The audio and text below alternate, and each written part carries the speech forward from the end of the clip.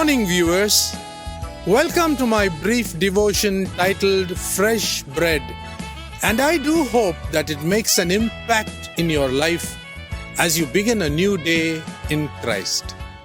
I want to begin today's devotion by asking an important question. What prompted Elijah to visit King Ahab and tell him that for the next 3.5 years there would be no rain in the land?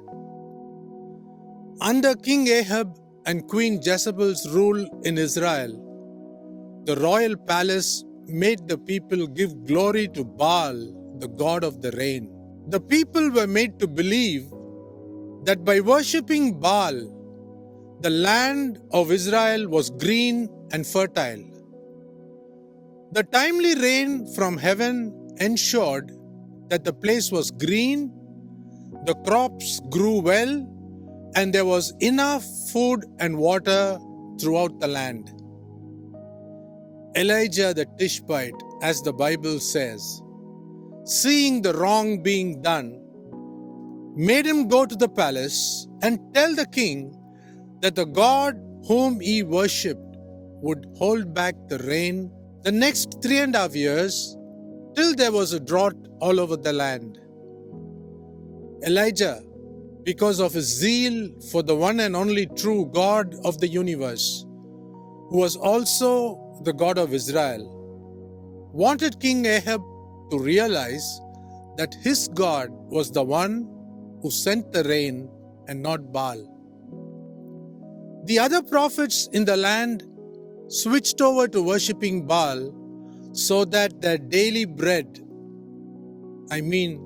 food needs, would be taken care by the king and the queen.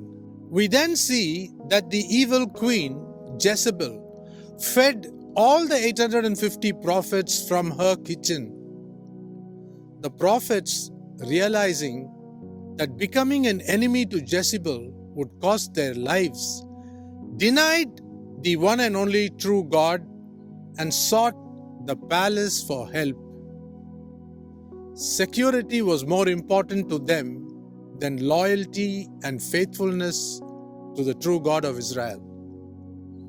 God used the famine to test the faithfulness of his own prophets. Through all this that happened, Elijah stood alone, challenging King Ahab and Queen Jezebel, and went on to receive food supernaturally arranged by God.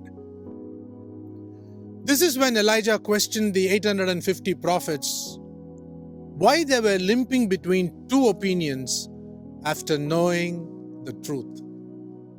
Sometimes, as God's preachers, we know the truth but fail to stand for the truth like Elijah did. During that period, only one man stood for the truth and was willing to take up the challenge with the king, while others cared more for their future than the truth. Think about this. Have a great day.